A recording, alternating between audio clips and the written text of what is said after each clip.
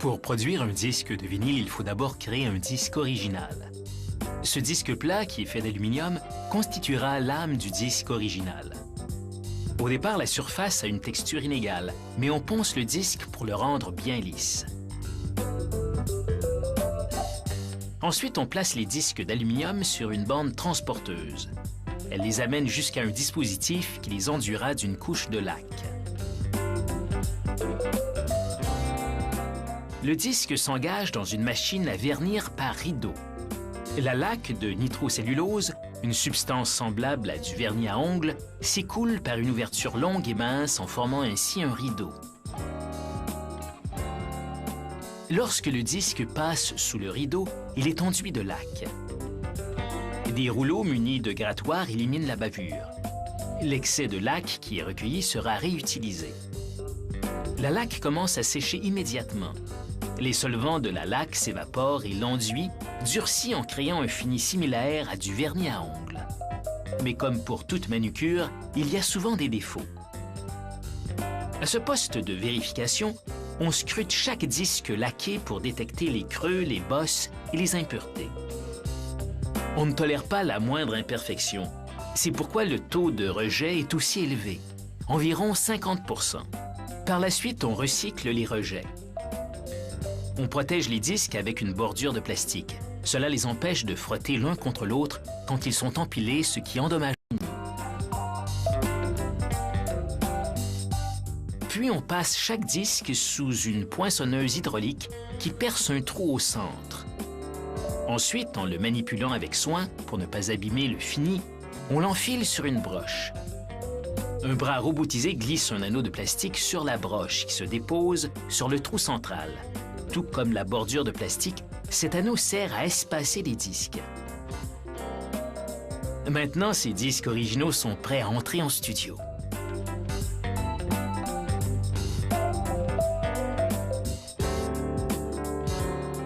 On s'apprête à tailler ce disque laqué. L'ingénieur le monte sur l'appareil enregistreur qui est un type de tour. Il retire la bordure protectrice du rebord. On pose au centre une conduite à vide qui crée une succion sous le disque afin de le maintenir. L'ingénieur place un burin de gravure et un microscope au-dessus du disque. Il abaisse le burin sur la bordure du disque pour faire un essai. Il positionne le microscope au-dessus du sillon d'essai. Puis il examine les résultats de la gravure. Il fait des ajustements à la gravure, puis il est prêt à enregistrer. Le tour taille les spires de départ et la musique commence. Le burin à pointe de saphir grave le son dans la surface du disque. Du début à la fin, l'enregistrement se fait en un sillon continu.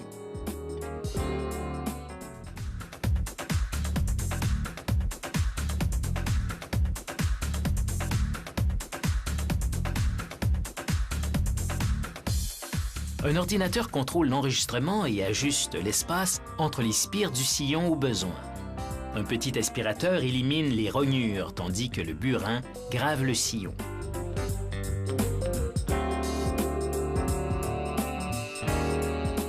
Certains trouvent le son d'un vinyle plus chaleureux et profond que celui d'un enregistrement numérique. Mais parfois, c'est tout un défi d'inscrire de la musique sur un support analogue. Pour reproduire les basses, le burin doit graver des spires larges qui prennent beaucoup de place. Les spires peuvent se toucher, mais elles ne doivent pas se chevaucher. À la fin de l'enregistrement, le burin se relève. Enfin, le disque est prêt à passer à l'inspection.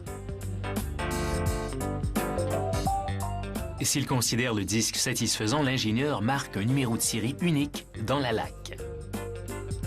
Bientôt, ce disque original fera une bonne impression.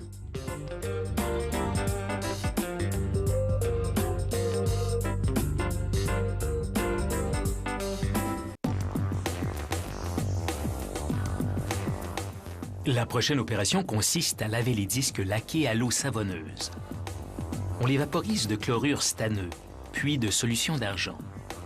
Le chlorure stanneux est un sensibilisateur qui aide l'argent à mieux adhérer contre la laque. On rince les particules d'argent qui ne collent pas. En quelques secondes, d'un des côtés laqués est devenu un superbe disque d'argent et son sillon est demeuré intact. Mais on ajoute un métal mat au côté argenté pour renforcer le disque. On le fixe sur une broche au-dessous du couvercle d'un réservoir. Le disque tourne, puis on le rince encore une fois. L'eau du réservoir est verte à cause des pépites de nickel qui sont en train de s'y dissoudre. On abaisse le couvercle, ce qui plonge le disque en rotation dans la solution. Un courant électrique plaque le nickel sur l'argent. Alors le nickel se dépose dans les spires du sillon.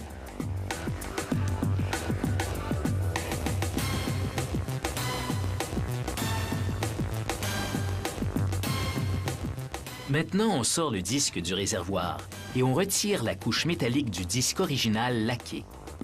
Cette couche métallique est la matrice qui servira à presser les disques de vinyle. On élimine alors le disque laqué qui a servi à mouler la matrice. Maintenant, on doit déterminer le centre de la matrice. On la pose sous un microscope qui est intégré à un poinçon de centrage optique. Pendant que la matrice tourne, on aligne le sillon grâce à un guide dans le viseur. Lorsqu'on détermine le centre, on descend le viseur et on perce un trou à cet endroit-là.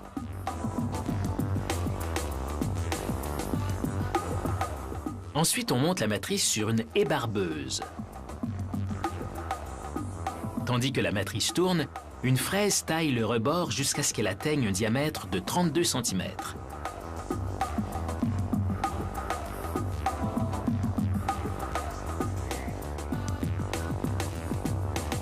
Maintenant, les matrices sont prêtes à laisser leur marque. Mais d'abord, il faut préparer les étiquettes. Une perceuse entame une pile d'étiquettes pour pratiquer un trou au centre. Ensuite, on place les étiquettes sur un petit appareil de levage. Il s'élève vers une autre fraise qui arrondit les étiquettes.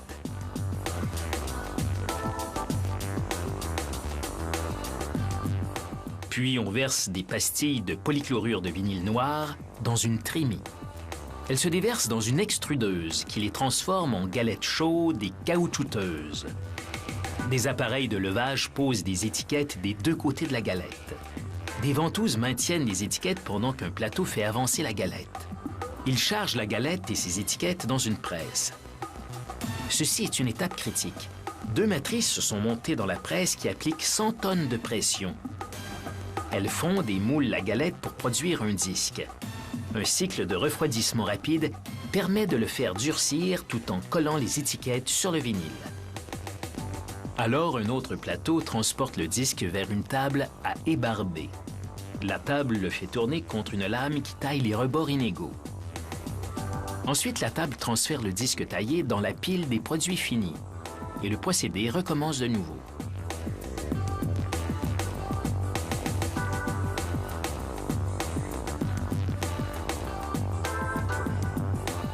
Voici une production musicale qui est vraiment bien chorégraphiée. Lorsqu'un disque sort de la presse, un autre y entre immédiatement.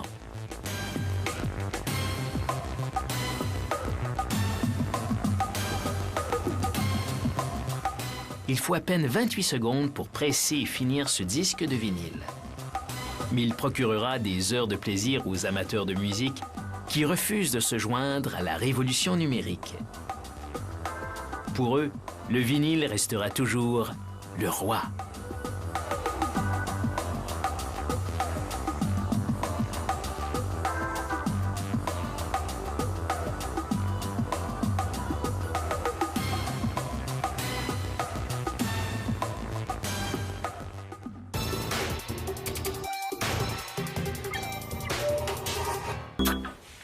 Je reçois, on peut tout mettre dessus, CD, clé USB, n'importe quoi. Des bandes, des vinyles, des MD, des AT, tout ça. Je les numérise, je les mets dans l'ordinateur. Là, il y a un petit traitement à faire. Donc, un peu de compression multibande, contrôler un peu les basses, les aigus, l'inversion de phase, voilà, il y a quelques trucs à changer. On envoie tout dans un ampli. Alors c'est un ampli assez costaud, c'est 2 x 300 watts. qu'on envoie après dans ces petites enceintes là. Et ça fait vibrer le diamant, qui est à peu près 10 à 100 fois plus gros qu'un diamant de lecture. Et on va attaquer la matière du vinyle, que je vais montrer après. Ça fait des copeaux, ça part dans un système d'aspiration. Donc au début c'est des plaques moulées, voilà, il y a différentes sortes. Il y a du 7 pouces, du format CD, on peut mettre 2 minutes dessus, on en fait peu. Du 12 pouces, du 10 aussi. Du coup on met un peu de musique. Par exemple. Donc là pour vous montrer un peu. La stéréo sur le vinyle, il n'y a qu'un sillon et pourtant c'est en stéréo. Le concept est simple. On a le gauche plus le droite qui est gravé à l'horizontale et le gauche moins le droite en profondeur. Et après la somme des deux, ça fait le gauche plus le droite, tout simplement. Et donc là on voit un peu le gauche plus le droite, ça va être la tête du sillon. Si on le regardait au microscope, le sillon il aurait cette tête là à l'horizontale et cette tête là en profondeur. C'est pour ça qu'il faut éviter les inversions de phase, parce que du coup le gauche moins le droite serait énorme et fait sauter le diamant pendant la gravure. Du coup il y a perte de sillon et à la lecture il n'y a plus rien, tout simplement. Donc c'est ça qu'on contrôle, hein, c'est la phase surtout. On envoie ça dans la machine.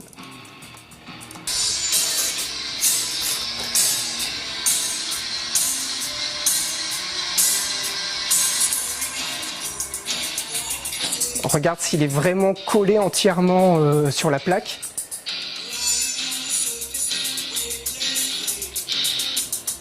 Parce que la seule petite irrégularité, du coup ça fait aussi bouger le diamant.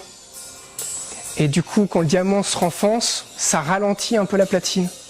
Et du coup, ça change la tonalité du morceau. Ça fait du flûteur, quoi, on appelle ça.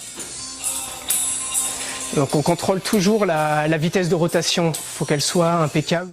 Il y a autre chose à régler, c'est la largeur l'espacement entre les sillons. Donc ça dépend, et le volume. Ça dépend du temps de musique qu'on veut mettre. Sur un vinyle, en général, moi je dépasse pas 15 minutes par face, en 33 tours sur un 12 pouces. On peut aller plus loin, mais ça veut dire qu'on baisse beaucoup le vinyle parce qu'on rapproche de plus en plus les sillons. Donc c'est moins de basse, moins de volume.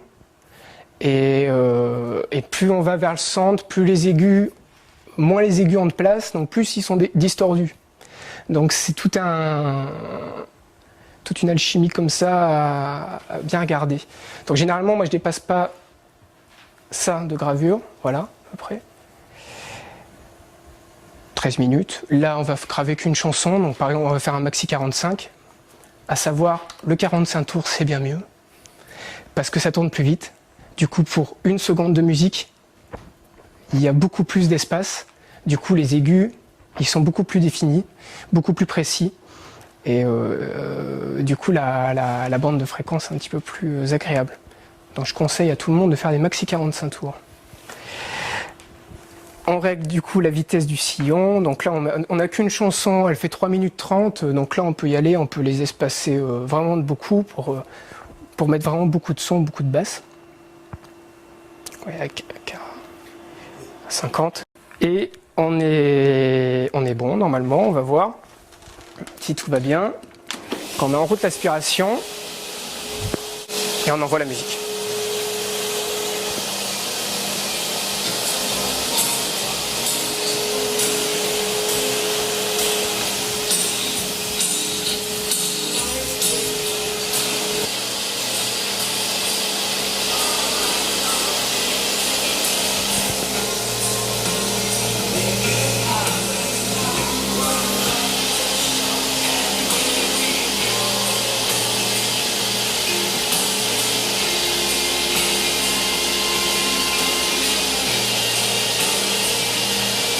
La musique est finie, on fait la petite boucle de fin, le sillon.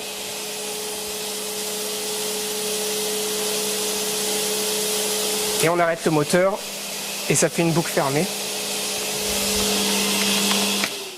On écoute chaque gravure pour voir s'il n'y a pas un problème.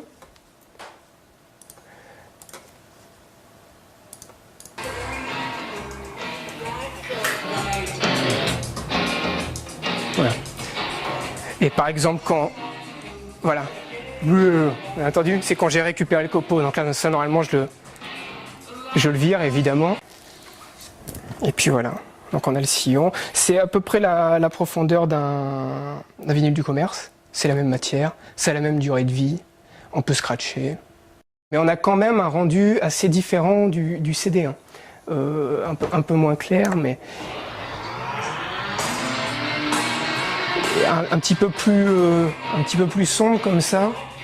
Les graves sont un petit peu plus profonds comme ça.